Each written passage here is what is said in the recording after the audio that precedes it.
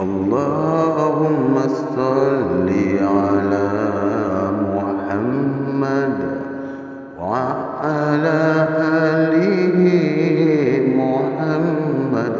اللهم صل على محمد وعلى آل محمد.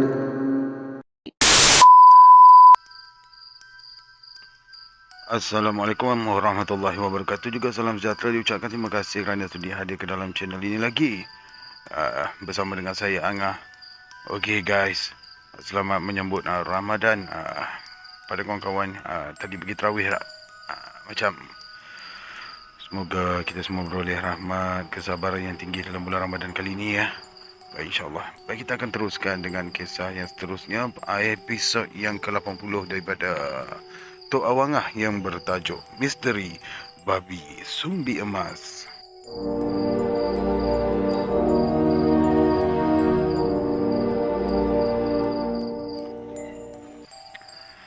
Gangguan sejak berminggu-minggu apabila beberapa orang penduduk kampung terserempak usungan mayat yang diusung tengah malam tidak lagi mengganggu setelah sama-sama solat sunat hajat beramai-ramai.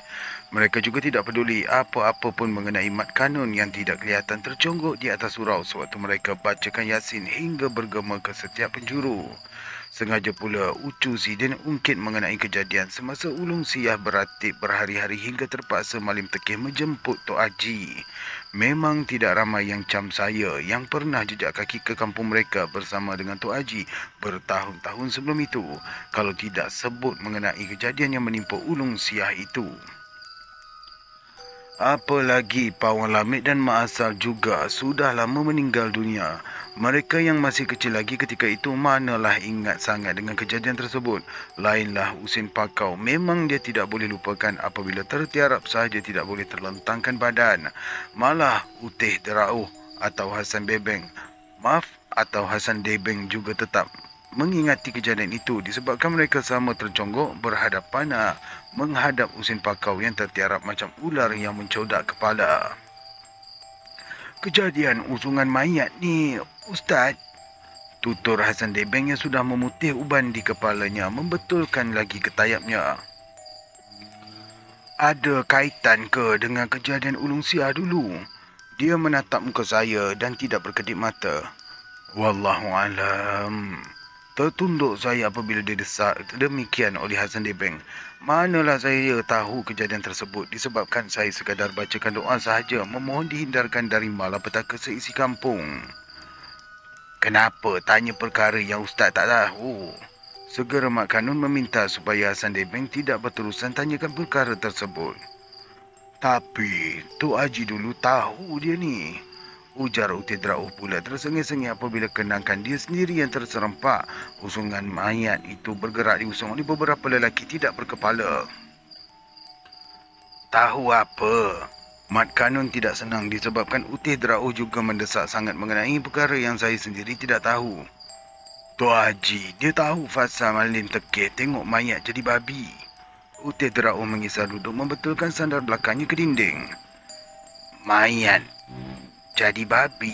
Semakin terkejut Mak Kanun dengan penjelasan Usin Drauh demikian, lantas berpaling memandang ayahnya Malim Tekeh. Perkara dah bertahun-tahun, buat apa diungkit? Gerutu Malim Tekeh terkilan benar fasa si Utih Drauh masih lagi sebut tentang kejadian yang menimpa Pak Sabata di Lubuk Sakaping. Memang Malim Tekeh tidak mahu perkara tersebut diungkit lagi kerana bimbang dituduh membawa fitnah. Sudah lama sangat dia meninggalkan Lubuk Sakaping. Tentu kejadian siluman yang diseru membajak sawah itu kian luput dari ingatan. Lagipun tidak siapa pun di kampung berkenaan yang menyaksikan kejadian tersebut.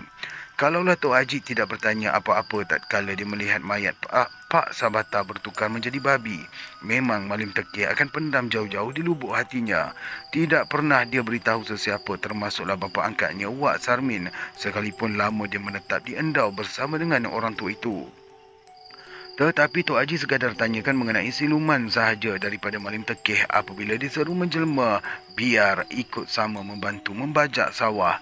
Disebabkan Malim Tekeh tetap sembunyikan rahsia dirinya semasa di Lubuk Sakaping, lantas sahaja Tok Haji tanyakan mengenai mayat yang bertukar menjadi babi itu. Serba salah Malim Tekeh mahu berdalih. Memang bapa mentuanya Pawang Lamit beristighfar beberapa kali apabila diberitahu mengenai mayat bertukar menjadi babi itu.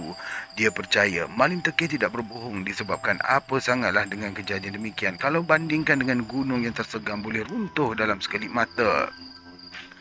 Manalah Hasan Debing tahu, maaf, Manalah Hasan Debing atau Uti Drauh melihat Gunung Merapi di pinggir Danau Maninjau bergegar tatkala lahar terpancut tinggi ke udara.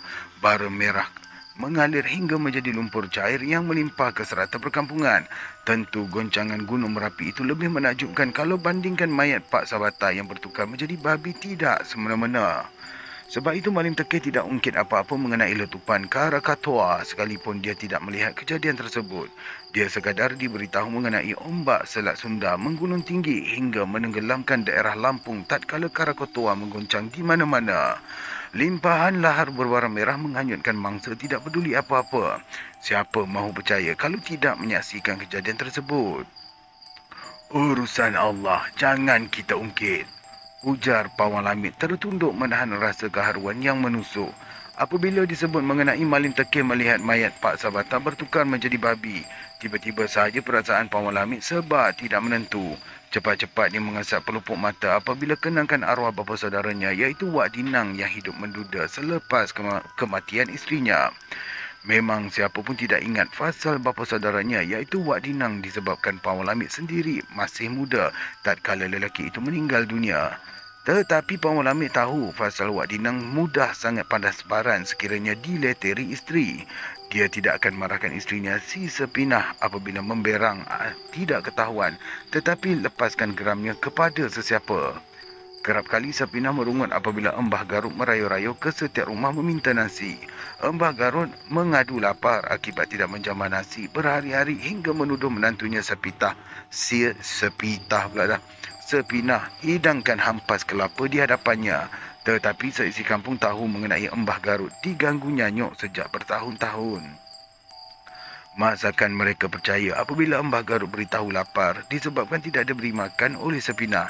Sebab itu Sepinah merungut setelah dituduh Embah Garut hidangkan hampas kelapa. Tidak sabar dengan keadaan emaknya yang nyanyuk itulah, Wak Dinang ikat kaki emaknya ke tiang biar tidak dapat merayu-rayu meminta nasi. Tidak tergamak Pawang Lamit melihat keadaan nenek saudaranya diikat kaki hingga lebam buku lali. Lantas saja Pawang Lamit lepaskan ikatan tersebut, terus mengajak Embah Garut ke rumahnya. Dia tidak peduli fasal Embah Garut nyanyuk ataupun tidak, tetapi nenek saudaranya itu tidak patut dilayan demikian.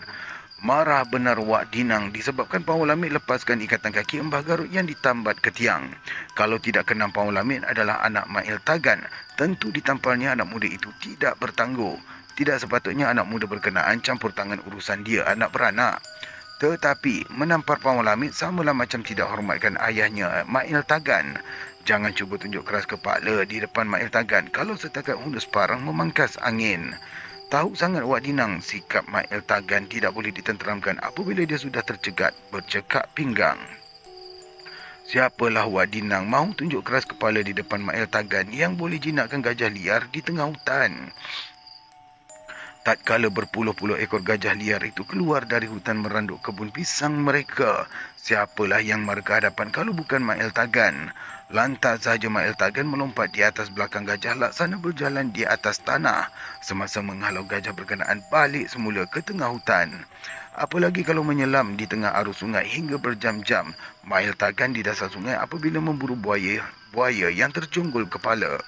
Asal sahaja seisi kampung gempar terserempak kelibat buaya menyungsung arus, mereka akan desak Mail Tagan berjamu ancak di batu bertimpuk.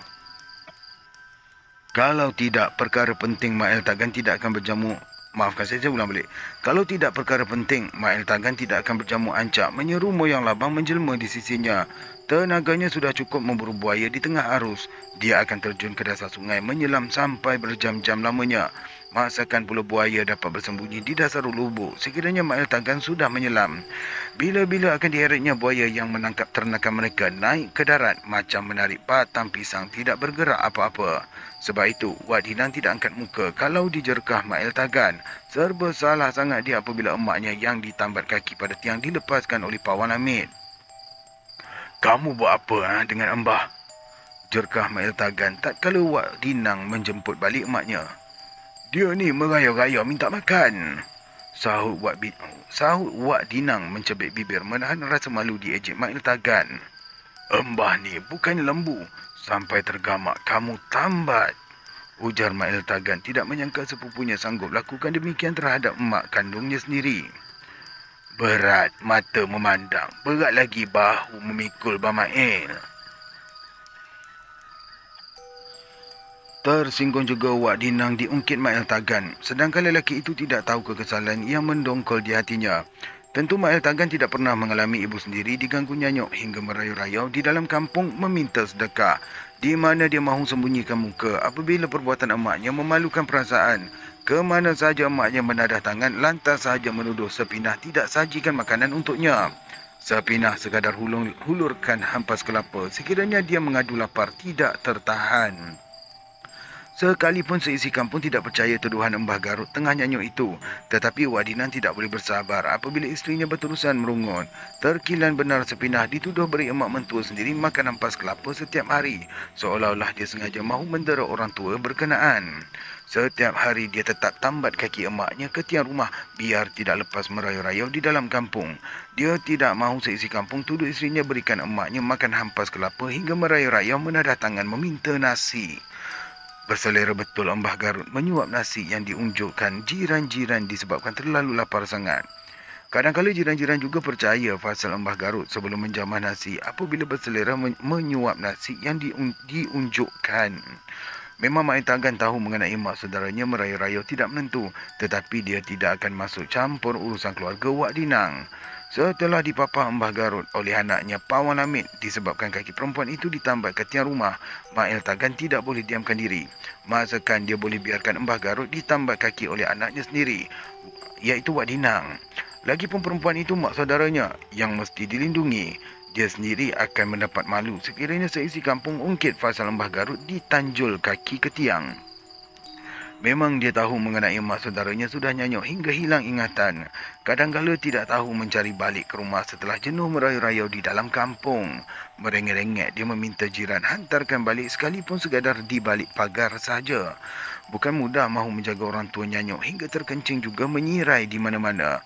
Tentu beban yang ditanggung Wak Dinang tidak sama macam dia yang melihat bekas jerut tali di buku lali Embah Garut. Terharu benar hati Mak Iltagan apabila diberitahu oleh anaknya Pawan Hamid fasal emak saudaranya diikat ke tiang oleh anak sendiri. Kalau kamu tak sanggup jaga, biar aku jaga Embah. Mak Iltagan mendesak sepupunya supaya serahkan emak saudaranya di bawah jagaannya. Tak apalah Mamail, sahut Wak Dinang berkeras tidak benarkan emaknya dijaga oleh Mak Iltagan. Seisi kampung akan tuduh dirinya abaikan mak sendiri hingga tidak sanggup menjaganya. Apalagi setiap kali ke surau, Wak Dinang tetap kenang Imam Samah ingatkan fasal seorang emak boleh menjaga anak-anak sampai 10 orang. Tetapi 10 orang anak tidak mampu menjaga seorang emak. Sebab itulah Wak Dinang bimbang seisi kampung akan mengejek dirinya kalau dibiarkan emaknya dijaga oleh Mak Iltagan. Tidak lama selepas kejadian, Pawan Hamid lepaskan ikatan tali di buku lali Embah Garut. Perempuan itu dikurung oleh Wak Dinang di dalam bilik. Dia tidak benarkan emaknya merayu-rayu tidak menentu hingga menadah tangan ke rumah jiran-jiran untuk meminta nasi. Tetapi Sepinah terus juga merungut disebabkan Embah Garut sudah beberapa kali bergelumang dengan najis di dalam bilik. Terpaksa pula Wak Dinang mandikan emaknya akibat bau hancing yang meruap-ruap. Disebabkan tidak dapat menahan sabar akibat cemuan isterinya Sepinah, tiba-tiba sahaja Wak Dinang menjadi hilang pertimbangan. Terus sahaja dipukul emaknya melepaskan geram. Terjerit-jerit orang tua itu akibat ditampar Wak Dinang yang menjadi berang tidak menentu. Kalau tidak dileraikan Imam Samah, nescaya semakin teruk Embah Garut ditampar anak sendiri. Kebetulan saja Imam Samah melintasi rumah Wak Dinang sewaktu lelaki itu tiba-tiba saja memberang selepas dileteri isterinya. Lantas saja Imam Samah memeluk kuat tubuh Wak Dinang cuba tenteramkan perasaan lelaki tersebut. Puas dipujuk jiran-jiran, barulah Wak Dinang tersengguk-sengguk menangis. Gementar juga dia apabila melihat Mak Iltagan terjegat di depannya setelah dipanggil oleh jiran-jiran. Tidak siapa lagi boleh diharapkan melerai Wak Dinang dengan menyinga yang sedang menyinga selain daripada Mak Iltagan. Sebaik saja Mak Iltagan terjegat dengan berpeluk tubuh, sekaligus itu juga Wak Dinang tergetar-getar tidak menentu. Aku ni dah cakap Dinang. Mail Tagan cuba tenangkan perasaannya apabila melihat Embah Garut lebam-lebam muka ditampar Wak Dinang. Kalau kamu tak boleh jaga Embah, biar dia di rumah aku. Tegasnya menelan keluhan yang menyebak di dada. Tidak sepatah pun Wak Dinang menyahut. Panas barannya belum cukup untuk melawan Mai Tagan kalau sepupunya itu mula menggetap bibir. Sebab itu Imam Samah cepat-cepat memujuk Mai Tagan supaya undur turun ke tengah halaman. Imam Samah meminta jiran-jiran memapah Embah Garut biar dibawa saja ke rumah Mail Tagan. Sekalipun belum pernah Mail Tagan menampar sesiapa, tetapi Imam Samah tahu lelaki itu boleh menerkam Wak Dinang sekiranya tidak ditenteramkan. Apa sangat dengan Wak Dinang kalau dibandingkan dia melompat naik ke atas belakang gajah yang sedang naik minyak. Mail Tagan boleh melompat di atas belakang beberapa ekor gajah tatkala menghalaunya masuk semula ke hutan. Siapa boleh menyelam ke bawah dasar sungai sampai berjam-jam sama macam buaya ganas yang menyusup mencari lubuk. Memang bukan calang-calang orang sekiranya mahu berkeras dengan Mail Tagan. Apalagi selepas berjamu ancak pada batu bertimpuh, Mail Tagan akan berjalan di udara laksana meniti jambatan memanjang. Banyak kala beristighfar, Mail, bisik Imam Samah setelah melihat Mail Tagan menggertak bibir dengan merenung tajam ke muka Wak Dinang. Mail Tagan tidak menyahut tetapi mematuhi sahaja pujukan Imam Samah menyuruh dia turun ke tengah halaman. Setelah Embah Garut dipapah balik ke rumahnya, tidak pernah lagi Embah Garut merayau-rayau tidak menentu. Dia sekadar termenung saja apabila bertimpuh di muka pintu rumah dengan tidak bercakap apa-apa. Satu-satunya yang tahu melayani dia adalah Pawang Lamit. Kadang-kala tersengih-sengih dia apabila diusik oleh Pawang Lamit dengan mengajaknya ke hutan mencari akar kayu. Tahu sangat Pawang Lamit mengenai emak saudara ayahnya yang mahir mencari ramuan akar kayu di hutan sejak bertahun-tahun. Tetapi semenjak jatuh dari tangga rumah hingga kepalanya terliban kuat, Embah Garut menjadi nyanyuk. Tidak pernah Sepinah beritahu sesiapa pun mengenai emak mentuanya yang jatuh tangga sewaktu turun ke telaga mahu mengambil wudu. Lama juga dia tertunduk di bawah tangga semasa Pawang Lamit terserempak nenek saudaranya itu terkial-kial mahu berpaut pada anak tangga. Selepas terjatuh tangga, memang keadaan Embah Garut tidak berubah apa-apa. Hanya 3 bulan kemudian barulah dia meracau-racau tidak menentu hingga menjadi nyanyuk berterusan. Sebab itu Pawang Lamit tidak peduli sangat pasal nenek saudaranya itu jatuh tangga hingga kepala terliban kuat. Semasa Embah Garut terkejang sakit di rumah Mail Tagan, lantas saja Pawang Lamit beritahu mengenai dia terserempak Embah Garut jatuh terduduk di bawah tangga. Ketika ini mereka menuduh tentu disebabkan kepalanya terliban kuat ke bawah tangga yang menyebabkan Embah Garut nyanyuk sampai hilang ingatan.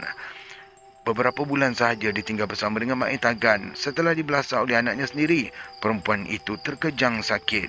Mail Tagan tidak benarkan Wak Dinang bawa balik ke rumah setelah perempuan itu meninggal dunia. Biarlah dia bersendiri yang menguruskan pengkebumian emak saudaranya itu setelah Wak Dinang bertindak liar semata-mata disebabkan isterinya Sepinah berleter.